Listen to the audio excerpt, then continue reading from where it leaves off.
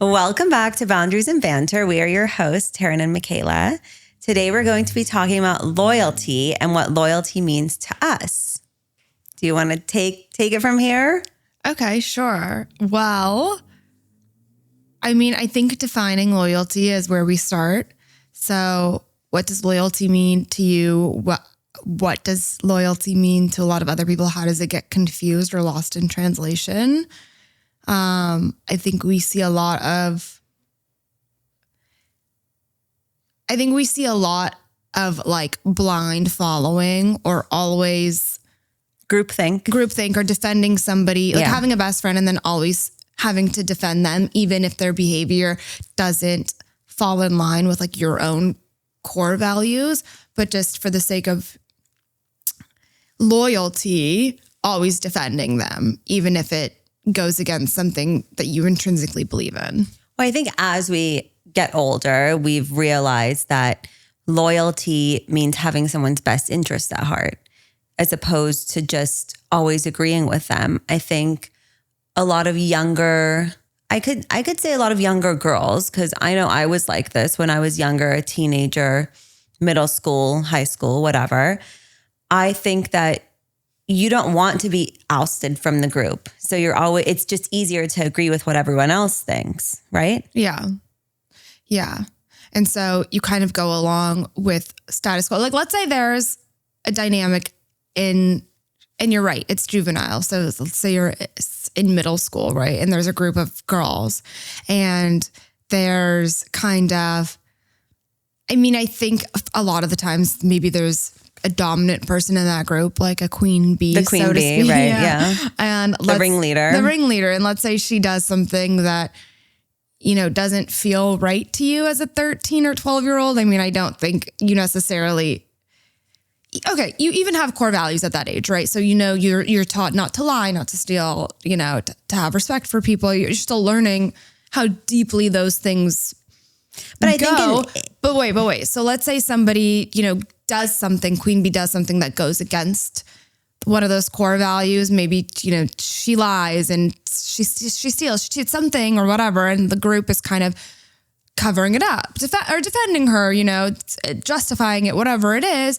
And to you, that kind of feels a little bit weird because you're like, hey, I don't really agree with this. And I actually don't even think it's best for this person. And I don't think me being loyal to this person is going along with it because then they'll never change. And that's not what's best for them. But because you're, a kid and you don't want to lose your friends and you think loyalty is just zipping that part up and being like, no, I'm going to defend this behavior. A lot of that is fear-based, right? I don't want to lose the group of friends. It's not.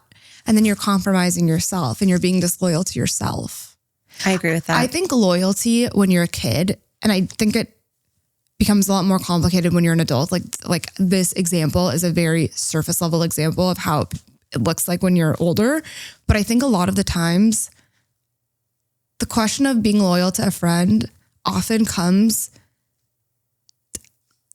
to a head with like, am I being loyal to myself? Like, does being loyal to this person by what their definition of loyalty is compromise loyalty to myself and my own core beliefs? I do think that a lot of it is juvenile. Like we said, like you want to fit in with the group. You don't want to be excluded just because you have a different opinion. I have a story from when I was younger. So when I was in high school, a group of girls slept over at my house and they all snuck out and I was too scared to sneak out. Okay. Okay. I don't remember them getting mad at me, but I was too scared to sneak out. Anyways, like I fell asleep and I think it was like around 4 a.m. now and they still weren't back. So I called and I called the girls. One of them had gotten really, really, really bad alcohol poisoning. Okay. So, and one of the girls' moms was like really, really, really strict too. So my mom randomly like came to just check in on us that night and she noticed none of the girls were there. So she asked me like, what's going on? And I said, everyone snuck out and now one of the girls has alcohol poisoning. Mm-hmm. She called all of their moms, okay, to come pick them up. And I feel like me not covering up for them, like telling, was me being loyal, like having their best interests at heart, right? Yeah. So I think that loyalty is having someone's best interests at heart, not really going along with what you think they want. Wait, sorry, I don't get it. But you didn't cover up for them. I didn't, no. Or you're saying you didn't. I didn't cover up for them. And you felt that was I felt like that was being loyal to them. That's really like wise beyond your years. Yeah. For you to have done but that I think when I was you were like also 16 or shit 17. scared. Yeah, I was also shit scared. It's not that I was shit scared of my mom. I was scared of like what could happen to these girls, you know, like what could happen to the one that was really sick. I see what you're saying. Okay. I thought you meant like not sneaking out. Yeah, but like having her best interest at heart. And now looking back on it, I think that being loyal to someone is having their best interest at heart. Yeah. No, 100%. That's a really good example. And I think that is that is a very good example of the kind of like loyalty that we see in that age range, right? That we were talking about. Like, right. That is like kind of the dynamic. Or let's say, let's say two girls, one girl breaks up with her boyfriend in high school and the other girl has a crush on him. What do? Do you have the wherewithal to say, hey, I'm having these feelings and I want to be honest with you about them? I think high school is very different though. Like, I feel like in today's day and age, there's so many, like there were some guys that I dated that one of my friends went on a date with after. And I was like, well, it didn't work out for me. Maybe it'll work out for you. As an adult. But I'm saying it's very different as a teenager compared to an adult. Yeah, because you feel like everything is end all. Right. But I also think still as adults, some people think loyalty is always defending someone. Look at what happened to us with the first episode of our podcast. And I think people got a little bit confused on loyalty versus bullying. Yeah.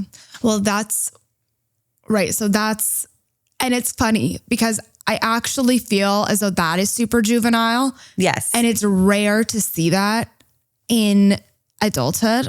That's why I think it came as such a shock to us, because if let's say somebody disagreed with something we said or whatever it was, there was disagreement. Okay. Mm-hmm. The proper response would to have been, they don't want to be friends with us or have relationships with us anymore. That's totally their prerogative. They could, have said to whoever felt hurt by this or whatever it was, hey, I don't think I'm gonna have a relationship with these people anymore. And, I'm here for you if you need me. Right. Right. But going online and attacking us. Yeah. And this is, by the way, people in their 50s. Right. So going online, it's crazy. Going online and attacking us and, threatening us, writing a lot of horrible things, bringing up really personal things in our own lives as a way to harm us. Yeah. Really intentionally trying to be hurtful, whereas like we had the intention behind whatever we did was never right. Never. No, I think they were very confused. Very good intentions. Yeah. And like just a lot of assumptions, this and that, going online and attacking someone and then saying, oh, that's me being loyal. That's not loyalty. To a person that, we think you may have hurt. That's not loyalty. That is straight up bullying. And I don't know if it's like a lack of common sense or what it is. I think it's a lack of common sense and then also just not understanding what loyalty means. Yeah. Like maybe everyone was taught that loyalty means, hey, if someone does something that you disagree with, you're allowed to attack them. Yeah. I think you're allowed to, because they did it and they put it on the internet. They brought it upon themselves. Right. Like you can do whatever you want now. It's free reign. That's not what loyalty means. It's actually kind of sick. It's very, very sick. It's very sick. That's not what loyalty means. No. Loyalty means having someone's best interests at heart, and maybe having a certain person's best interests at heart would mean, okay, we no longer want to engage with the two of you, but that does not mean attacking us by any means. But that happens in other situations too. Right.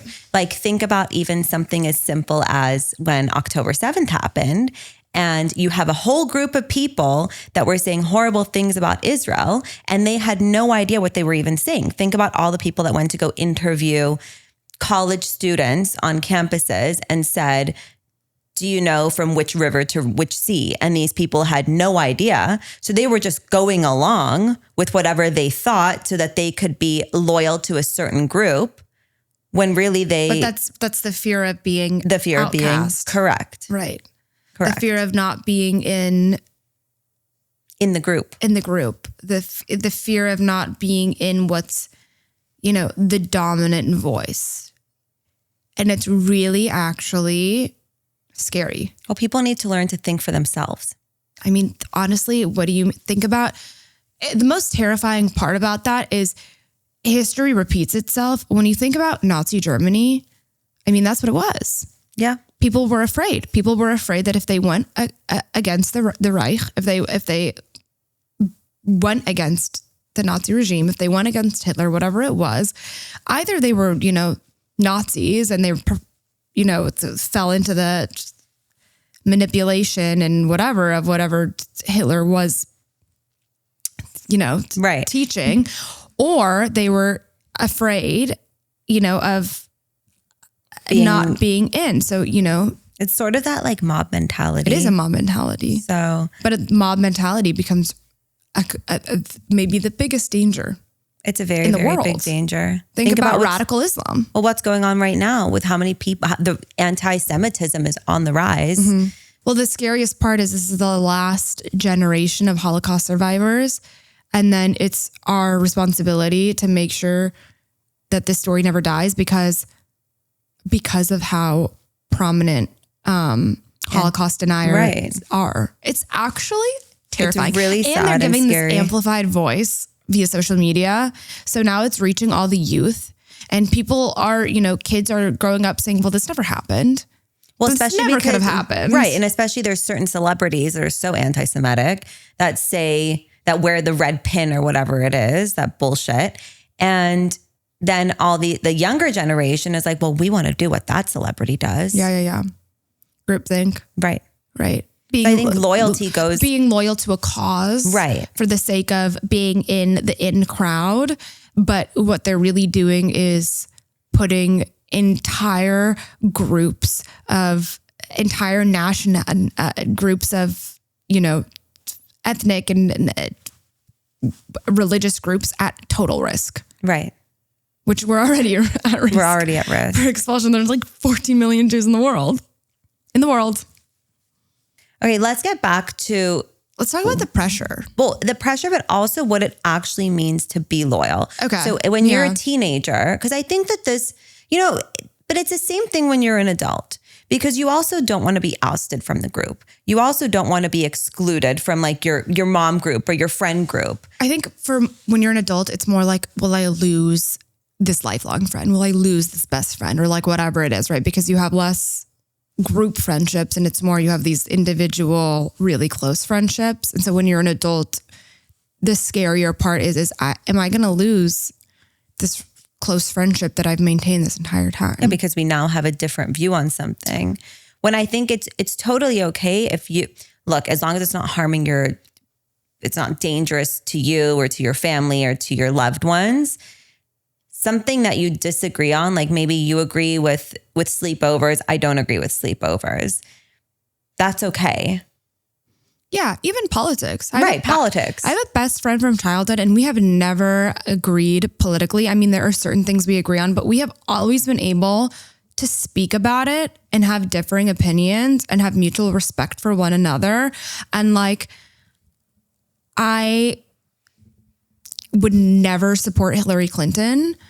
She campaigned for Hillary Clinton. I really only wish her the best. Like, I hope she did really well in her campaign. I hope that she like influenced people to vote for Hillary Clinton, not because I want people to vote for Hillary Clinton, because I want her to succeed in life. Does that make sense? Yeah. So like I support her even though, because that's me being loyal to her as a friend, even though I don't necessarily agree with the view. But okay, you have a good mindset of it. Like you're able to do that. I know so many people, adults specifically, when it comes to politics, that would say, if you don't support the person I support, like we can't be friends. We can't. It's very small-minded. Very, very small-minded when it's okay to have differing opinions. But so in that case, I think people are thinking that they're being really loyal to themselves and they don't want to compromise. That's the thing. People get this so twisted, right? They think, oh, I'm being really loyal to myself. I'm not going to compromise the loyalty to myself, my belief by being friends with this person who disagrees with that belief. Like that's not being loyal to yourself. That's you literally shutting people out so that you don't hear competing thoughts or ideas because it's too threatening to you. Yeah. That's what that is. Versus, this person, let's say Samantha and Robin are two of my friends, and Samantha spreads a lot of nasty rumors about Robin, right? That really goes against what my core values are, right, and what I believe. And, I confront Samantha and I say, hey, I really don't like that you did that. And she kind of says tough shit. Then I'm like, okay, I think I'm going to distance myself a little from you right now, even though it didn't happen to me and I'm not Robin. I don't really love the idea of being best friends with somebody that could do that to somebody. It's very hurtful. So, I'm just going to distance myself a little bit. That's being loyal to yourself. That's also being loyal to your friend. That's also being loyal to your friend Robin. And it's being loyal to yourself. I think that if I was in that situation with Samantha and Robin, and Samantha's talking badly about Robin and I'm like the third friend in the situation, I also think loyalty would be to say, hey, it's not okay to do what you did. Well, right. So that's in the scenario. It's like if I say, right, you're not just going to distance yourself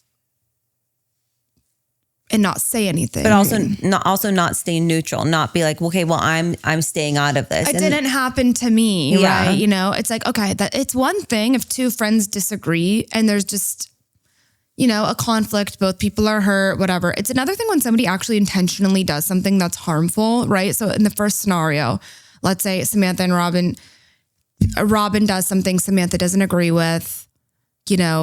What Robin did wasn't necessarily harmful to Samantha. It's just something that Samantha didn't generally agree with. Right. So right? You can stay neutral. So you can stay neutral, right? Like, okay, they have to figure it out amongst themselves. Samantha can still support her friend Robin, even if she disagrees with it. She can say, hey, this doesn't really fall in line with my views, but like, I really wish you well. And, Robin can say, okay, well, I understand that this doesn't fall in line with your views, but I'm really happy that you can still support me during it. Right. And then they have to figure it out amongst themselves. And me being the third person, I can be neutral. They have to figure it out. Versus Samantha goes and talks smack and does like a lot of horrible things. Okay. I don't think that I should stay neutral there because somebody did something intentionally harmful or somebody did something really harmful and they may not realize how harmful it is and they should know. But I also think it's really important you don't need to fight someone else's fight. No. And I think a lot of the time people think loyalty is taking on someone else's fight, fighting it as your own. Well, that's exactly what happened with us on the first episode. Right.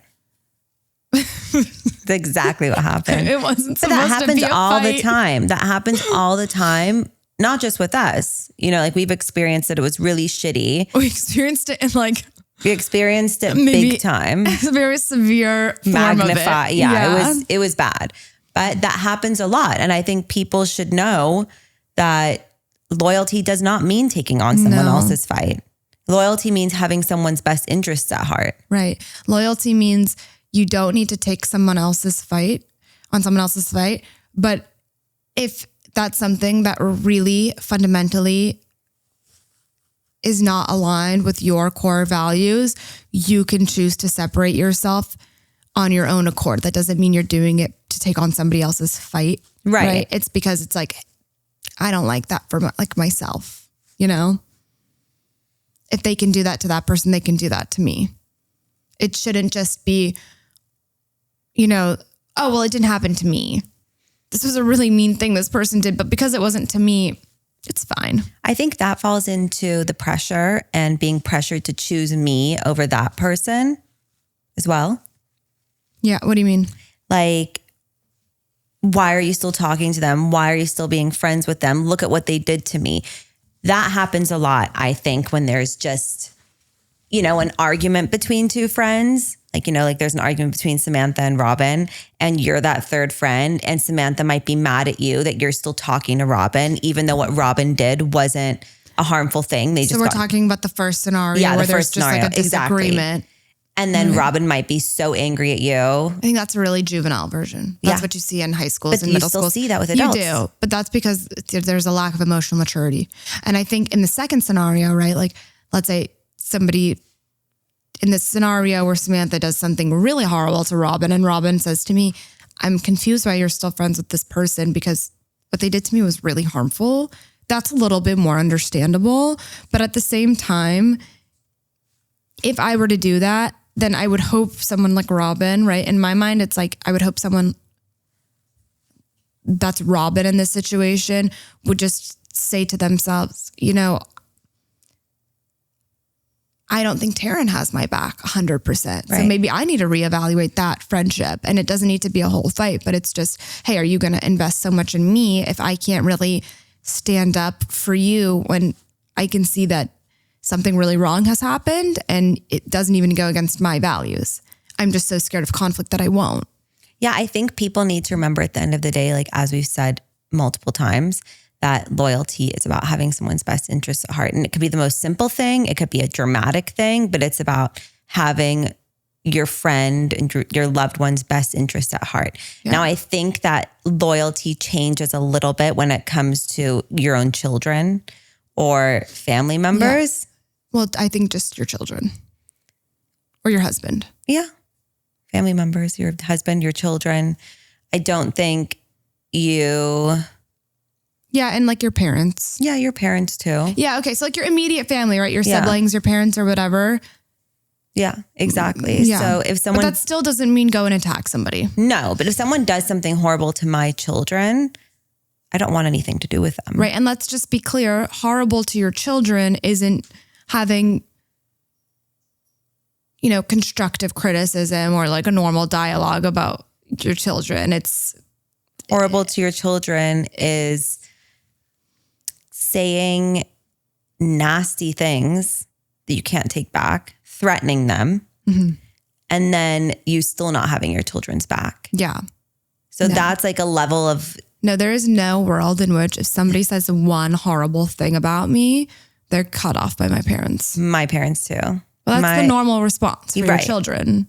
But I know, I have children, so I know the feeling of wanting to be loyal. It's actually very natural. It's not like, oh, I want to be loyal to my children. It comes naturally. Yeah.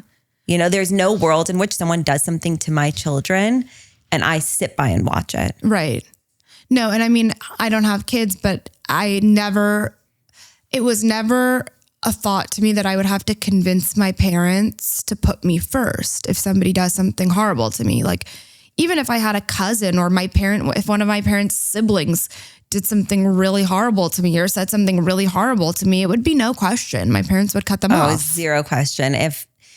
Even if one of my parents' siblings, like you just said or did something horrible to me that was just very black and white of wrong versus right. Like called you a bitch or something. Yeah, exactly. Like if one of my cousins said something horrible about my husband, my parents would also be like, same. We're done. Same. You cannot speak to someone like that. Same. Who do you think you are? Same. Totally. But that's loyalty. That's loyalty. That's loyalty. That's what you do for your children. That's what you do for your husband. That's what you do for, your family. But it wouldn't be like, I can't believe you did this about that person. Like now I'm going to go and post about you on social media and attack you and make sure that everyone knows what a horrible person you are. Yeah. That's not loyalty. No. And even in this example, when someone, let's say a cousin calls you a bitch or something, which is actually horrible. It's not just like, oh, I don't really like them that much. Or like, oh, I don't really agree with some of their parenting. We don't see eye to eye. Yeah. Right. Even in that scenario, when someone's calling you a bitch, you still don't go online and attack them. Right. Exactly. That's not loyalty. How is that helping you? It's not. Like, how is that helping you? Right. Someone's called you a bitch and now someone else goes to your defense online to attack the other person. Do you feel and by the way, if that's what makes you feel better, that's really sick of you. Do you get what I'm saying? For me in that situation, but hold on. Yes. I completely understand what you're saying. Like if I wanted somebody to go online and attack another person in defense of me, like, and compromise. Even if you were the one that was wrong. Yes. Like in wrong, they mean the one that was being called a bitch. Yeah. Right. Okay, because that's what wronged means in this scenario.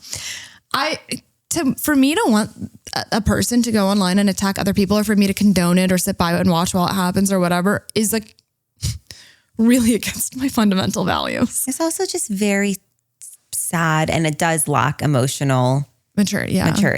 Yeah. So, I think people just have a lot of growing up to do. There's also a cost to blind loyalty, right? So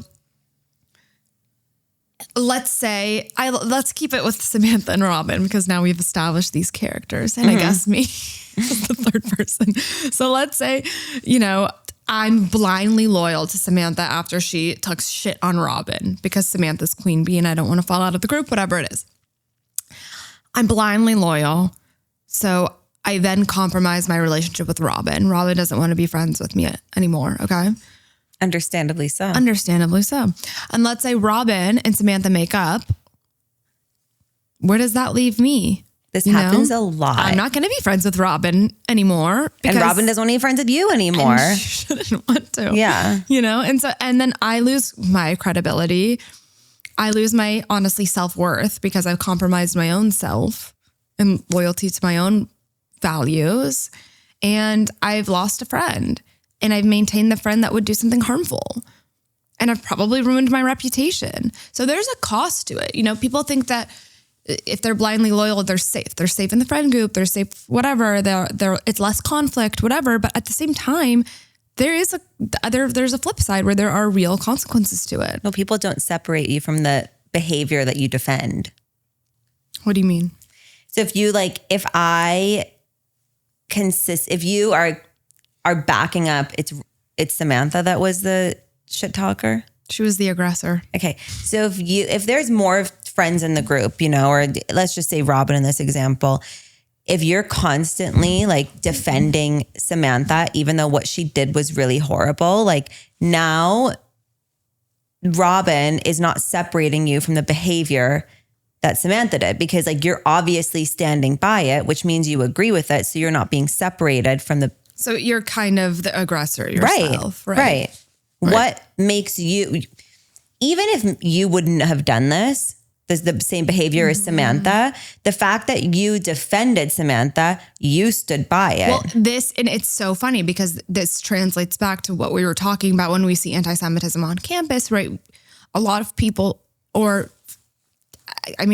hate that I'm referring to Nazi Germany, but whatever. Think about people in Nazi Germany, or people, anti-Semitism on campus. People are just sitting around and not doing anything.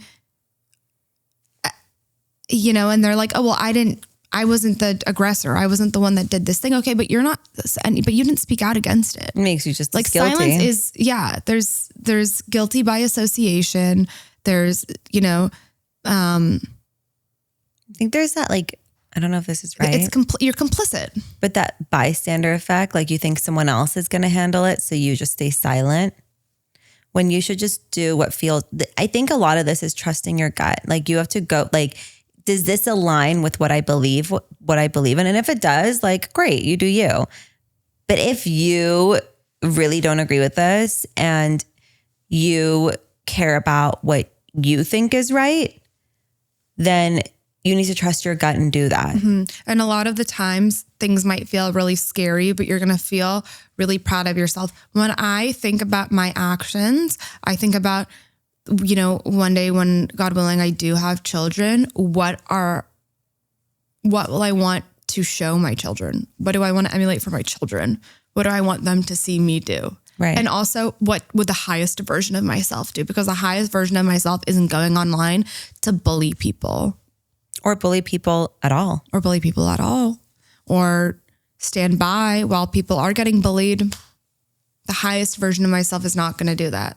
And you want to teach your children Yeah, you want to teach your children loyalty. I always want to teach my children right versus wrong. My husband and I both do. Like we are very aligned on that. And I think that that's really, really, really important. I think loyalty, healthy loyalty looks like if your friend is doing something that maybe you don't agree with or you don't like, or it's not necessarily something that they're doing that's intentionally harmful, or they're just doing something that maybe you don't agree with. If you feel like you want to share that opinion, or they ask for it or whatever it is, and you want to share it, okay, you can share it. But then if your friend is like, hey, I know you might disagree with this, but is there a way that you can find to support me in a way that feels good for both of us, where, maybe I don't feel judged, or I don't, where you can still wish me well, where I can still feel like I can talk to you about it and it doesn't feel like this shut off thing.